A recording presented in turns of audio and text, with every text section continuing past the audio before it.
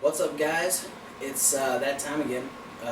It's still episode 55. I'm still by myself, and Smackdown just happened, so this is the rundown. This is me smacking it down. This is the Smackdown rundown. Kevin Hawk is still on his vacation. I hope he's having a great time. I don't know where Thomas Wolfe is, but I know where he's not. He ain't here. But this is the Smackdown rundown. I'm flying solo, so let me let you know what happened on this week's edition of Smackdown. We had Bray Wyatt defeat Dean Ambrose. We had R-Truth defeat Adam Rose. Ryback defeated Mark Henry. Brie Bella defeated Naomi. The Primetime Players defeated The Ascension. And Roman Reigns defeated Seth Rollins. So we opened up with Seth Rollins and J&J kind of going over their accolades as of late. The beatdown on Dean Ambrose and Roman Reigns this past Monday. The beatdown on Brock Lesnar a couple weeks ago. They're flying high at this point. They've got a lot of momentum on their side, especially heading into Battleground, where Brock Lesnar is going to be getting a title shot against Seth Rollins. But Seth Rollins is extremely confident, and not only that, but he's only got J&J. Technically, he's only got one member at this point because Jamie can't do a lot, especially with 3 broken ribs. But he lets us know that after how awesome we were on Monday, and leaving Dean Ambrose and Roman Reigns laying in heaps. Even though Kane's not there, he's actually on his way to Japan. He's going to be part of that tour. He's going to be running things probably on the excuse me. He's going to be running stuff on the Tokyo show that's coming up this Saturday on the WWE Network. But before he left for Tokyo, he made sure that Seth Rollins let us know that 2 matches for sure will be happening tonight. We're going to be having Dean Ambrose versus Bray Wyatt. Go figure. I know, I wasn't too excited myself. But then in our main event, it'll be Seth Rollins taking on Roman Reigns. But they're not even sure that Roman Reigns is going to make it. He hasn't arrived at the building. And it's a good chance that what happened to him on Monday is going to keep him out. This brings out Dean Ambrose. He comes out swinging a kendo stick. He's taking them all on. At this point, it's 2.5 men.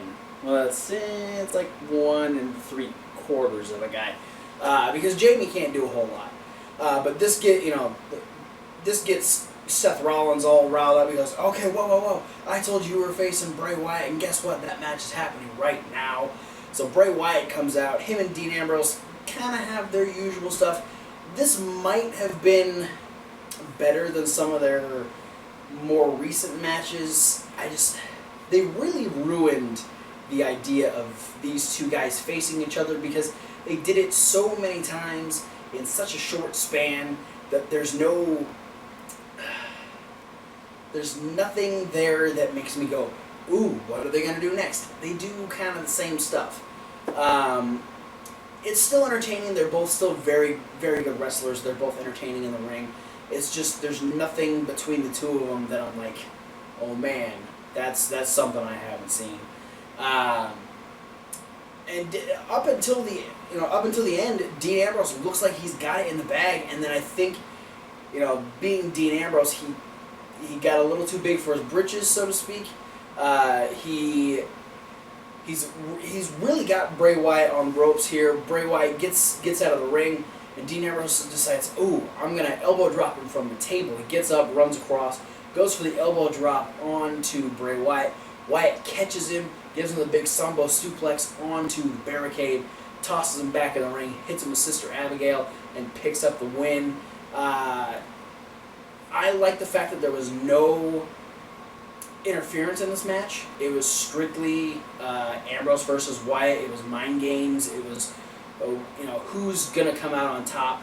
There's no nefarious means, which was great. So that really added to the match. Bray Wyatt picking up the win, which is good for him because he's heading into a match against Roman Reigns at Battleground. We come back from commercial, and Adam Rose is in the ring letting us know that we still don't get it, and we won't get it because blah, blah, blah, blah, blah.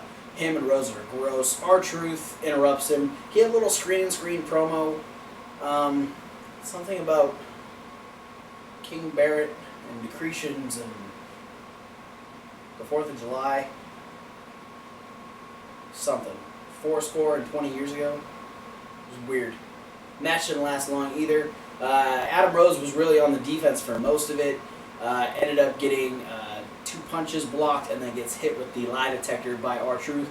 And R-Truth picks up the win. It's not looking too good for Adam Rose, who apparently, he didn't mention it on Smackdown, but he posted on his Twitter over the course of the week. I think it might have been late last weekend. He wants to be referred to as Hot Adam. I hope that's not a thing. But maybe that's just me.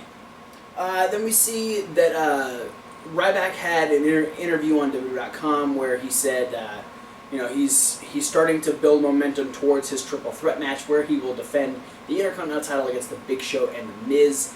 He talks about how it starts on Smackdown where he faces Mark Henry. He's going to shell shock Mark Henry. He's going to shell shock the Miz and Big Show, both at Battleground, and he's walking out the Intercontinental Champion. Now, Mark Henry didn't quite like the words that he said. Mark Henry kind of had an awkward promo. I don't know, Mark Henry just doesn't sell me much anymore, which kind of sucks because I used to really like Mark Henry. And it's not that I don't like him, it's just there's nothing special about him anymore. He just kind of comes in for these one-off things and then he goes away and then it's like, oh look, Mark Henry's back for like 2 things. And it's, I don't know, there's nothing, there's no draw power to Mark Henry anymore, I don't think. He's really been downplayed a lot, and with the fact that he is as injury prone as he is, he's not able to build enough momentum to really get people on his side anymore, which is unfortunate because he is a great talent. Which was actually very prominent in his match against Ryback. There was a lot of really good back and forth, big man. The fact that Ryback is so strong but Mark Henry is stronger, it was fun to watch Ryback try and fight that uphill battle. And he guaranteed that he was going to shell shock Mark Henry. And it almost didn't happen because Ryback hits the meat hook clothesline, does his finish it taunt, goes to pick up Mark Henry. Mark Henry actually flips it, gets him ready for the World's Strongest Slam, but then as he lifts Ryback up, Ryback actually pops up behind him, spins Mark Henry around, hits a spine buster that Mark Henry totally landed right on his ass. That probably fucking hurt. Ryback says, finish it again, picks him up, hits the shell shock, and picks up the win. So that's an impressive win for Ryback. I really like the role that Ryback is on right now. He's getting more in tune with his character. He's getting more promo time, which is making his promos better. There's just a lot of good stuff going with Ryback, and I mean, I'm glad that he's the Intercontinental Champion. This is something that will help him move forward and potentially make him a more diverse wrestler. So yeah, great things from Ryback. A big win for him. We have another little backstage segment where J&J are looking at their watches and they're confirming that Roman Reigns still hasn't made it to the building yet, and so there's a good chance that he won't even show up for the match against Seth Rollins, which is the main event. Then we had Brie Bella taking on Naomi. Brie Bella didn't have Nikki Bella with her, but had Alicia Fox. This was so good. So good. Nikki and Tamina were both on the tour to Japan, or the Asia tour. I don't know if they're going to be on the Tokyo show or not. But neither of them were at ringside, so Naomi was by herself, but Brie had Alicia Fox. And Alicia Fox and Brie Bella have maybe even more chemistry than Brie and Nikki. Because usually when you get one Bella's in the ring, another Bella's at ringside, you get a lot of, come on Brie, come on, whoever the fuck is out there. In this case, it'd be Nikki go, come on Brie, and it's just constant. It's just again and again and again. And then she's just not, I can't say anything good about Nikki Bella unless I'm talking about the way she looks. Because that's the only thing she's got going for her.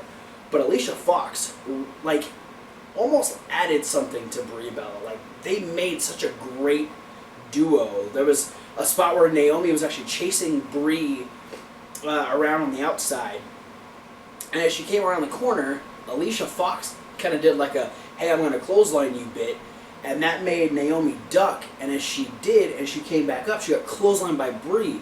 So Alicia Fox made the distraction, but didn't have to be all like, oh, look how good I look. It was more so, I don't know, it felt more heel. It felt more like it made sense. It looked so much better than anything Nikki does, especially as of late. The match continues a little bit longer. Both girls getting some great offense. A very technically sound match. Lots of really interesting moves. To open the match, Naomi had an interesting little combo where she she kicked Brie's legs apart and then knocked her down. It was so weird. She even did a drop down. She put her feet to Brie's chest and drop kicked her into the corner, and this actually kind of set up the end. While Brie's in the corner, Naomi goes to attack her in the corner. She ducks, and as the referee is checking on Brie, Alicia Fox trips up Naomi. Doesn't actually grab her foot, but just kind of knocks her foot around so she kind of stumbles. And the referee turns around just in time to see Naomi stumble right into the yes factor, and Brie Bella picks up the win. It felt right watching Alicia Fox and Brie Bella work together. It was just so much more entertaining than anything that the Bellas do together. Let's just eliminate Nikki.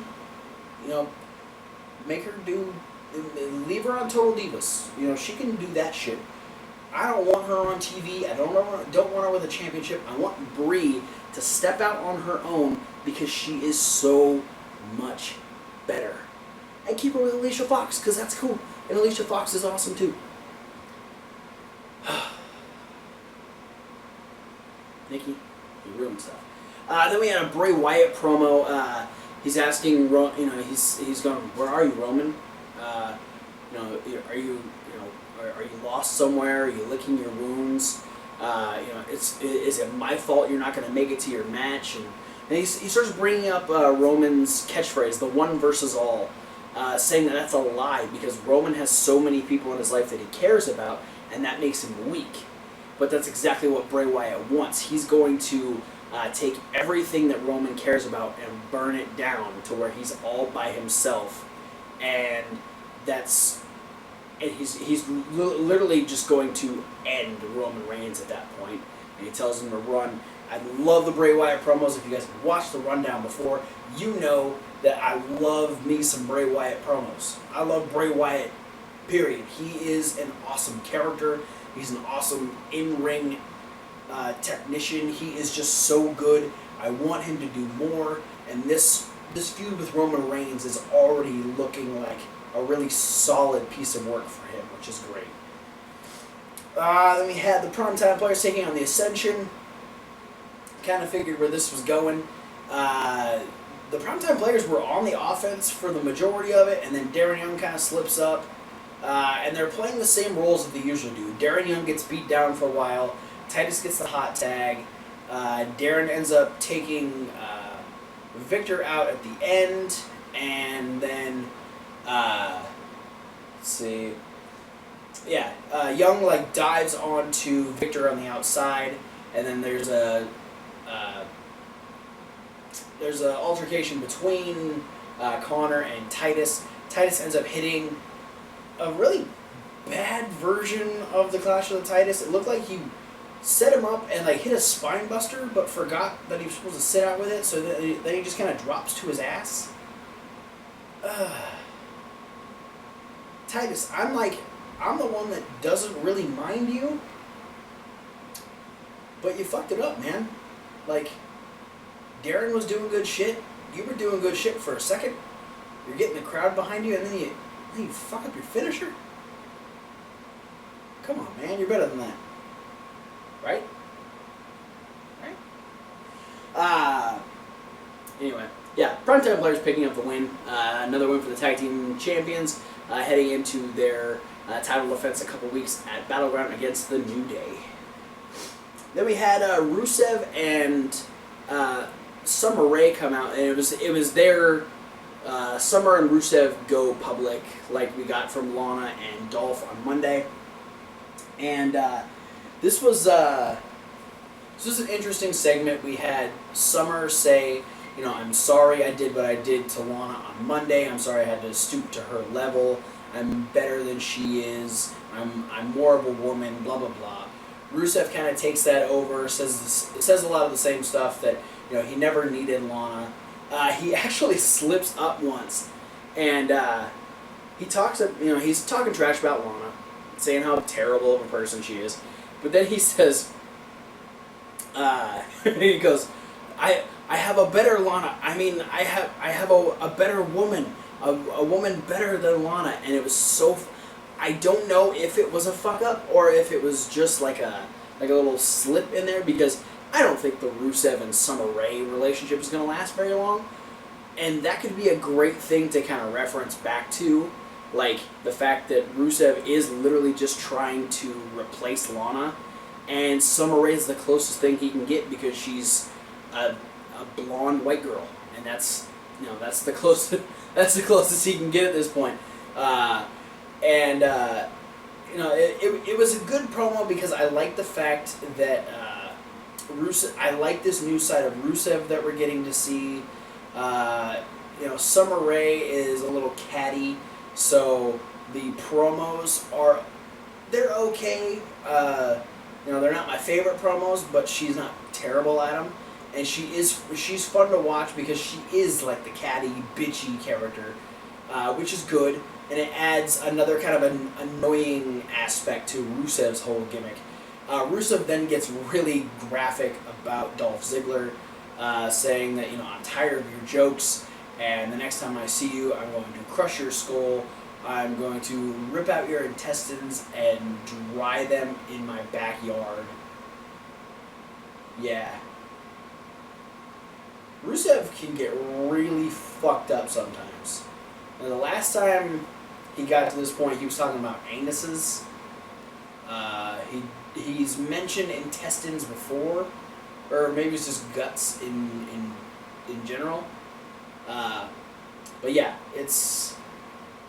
Rusev is gunning for Ziggler. I don't know what the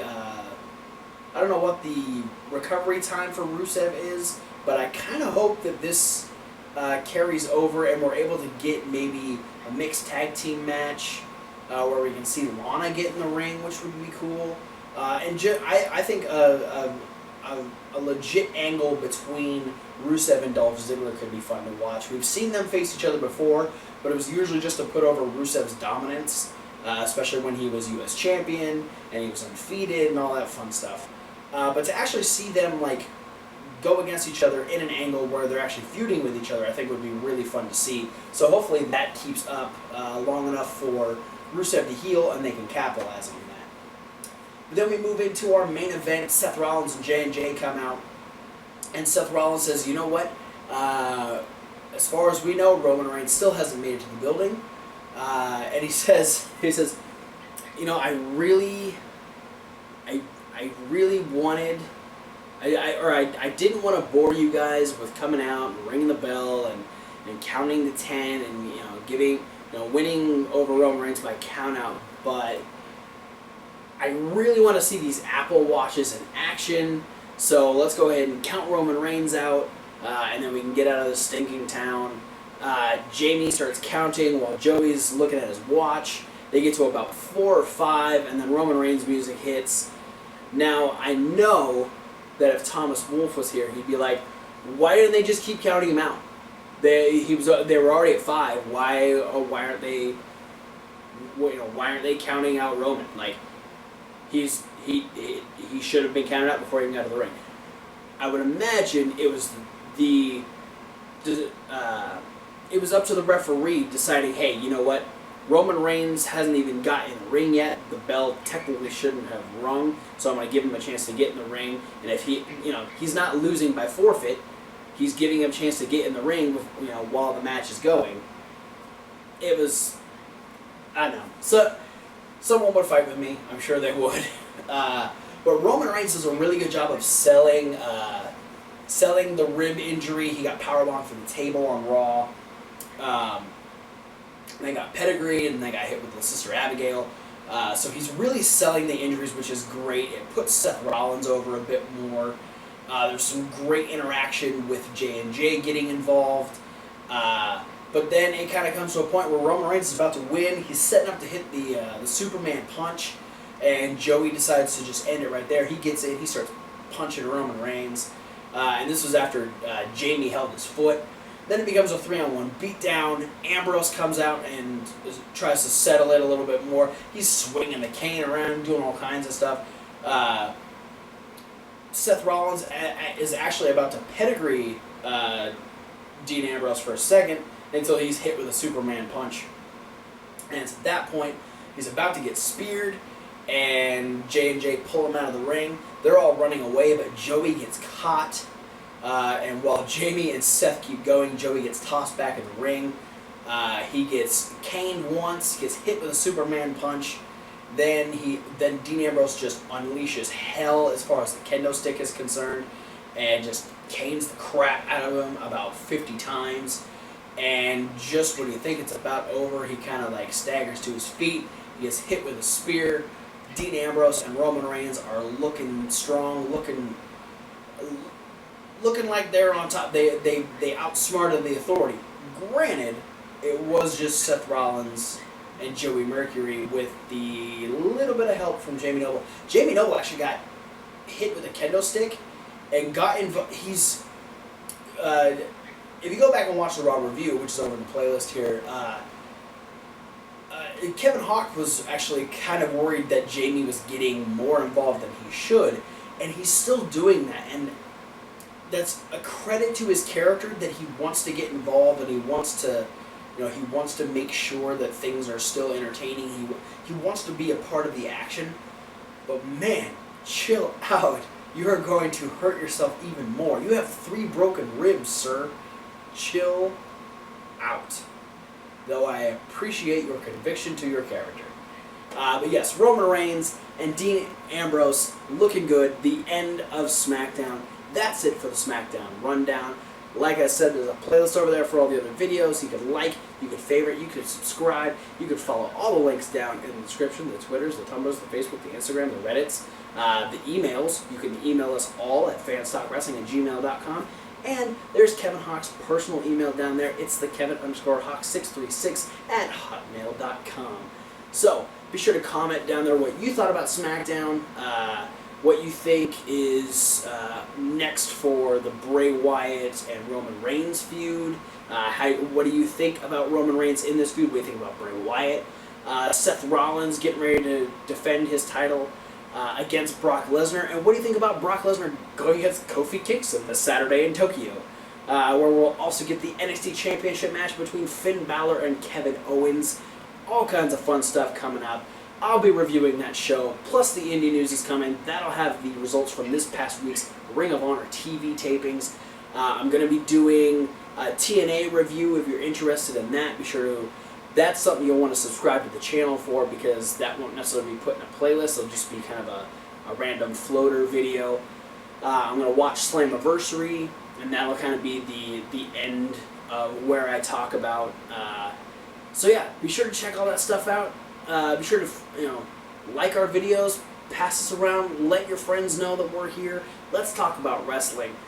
Message us, check out our Facebook. I'm sharing all kinds of stuff, different stuff from Mick Foley and Tim Donston, AIW, and funny WWE stuff and wrestling memes and all kinds of fun stuff. So be sure to check all that stuff out. Thanks for watching the SmackDown Rundown, and we'll see you at whatever video you decide to watch next.